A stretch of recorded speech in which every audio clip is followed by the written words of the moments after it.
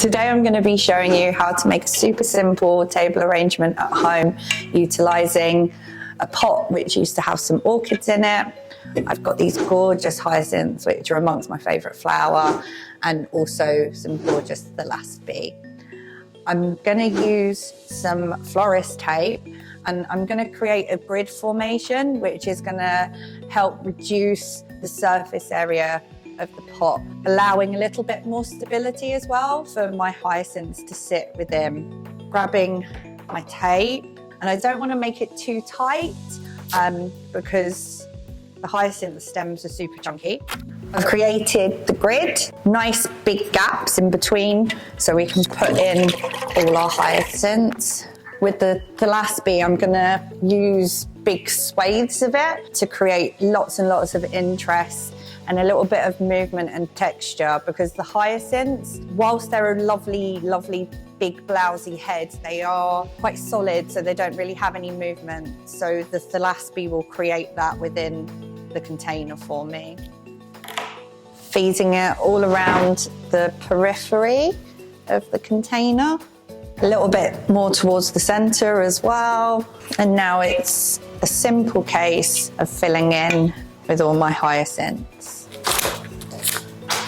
I'm keeping the leaves on as well, just for some additional foliage and a little bit more interest and texture. The hyacinths themselves are a spring bulb, and with all spring bulbs, the stems are very spongy and soft, so it can make them a little bit tricky to work with. Plus with the hyacinths, they're a thick stem, so when you would be using them in a hand tied, they can get a little bit hard and difficult to hold just because they're really, really bulky.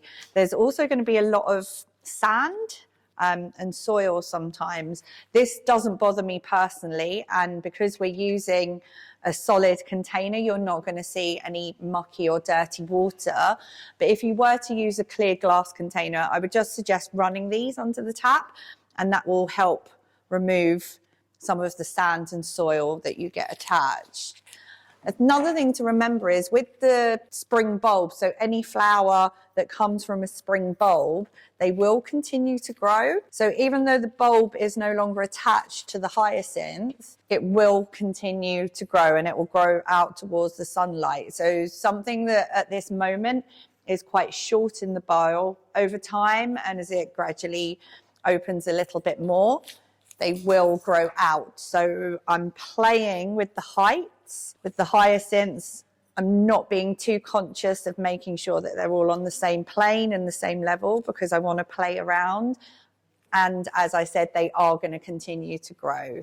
Just want to make sure I've got a mixture of the different colours going on. Every time I grab a little handful, making sure we've got a really nice play on colour, and just feeding it in and through. And can you see we've got these gorgeous tones? So we've got a darker purple, we've got the lilac. Only thing I don't like about hyacinths is the sap. So it's really quite sticky and slimy. The fragrance of the hyacinths themselves, they are really, really highly scented.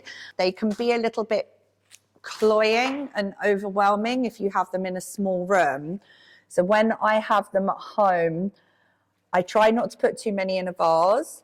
And if they are going to be somewhere like this, I would make sure that it was in a more open space. So I know, for example, if I was to have this at home, it would look absolutely great on my dining table. Plus, there's lots of fresh air that's circulating, so it wouldn't be too overwhelming. It also reminds me of my great-grandmother. So my great-grandmother always used to have hyacinth bulbs at Christmas time. She would get them in early, pop them into her container and keep them in a cupboard under her sink, so they were cold and dark. And then in the weeks leading up to Christmas, she would bring them out, pop them down in a warmer room, so that when we went to visit her for Christmas itself on like Boxing Day and the days past, we would walk in and there would always be this scent of hyacinths. Her favourite were blue.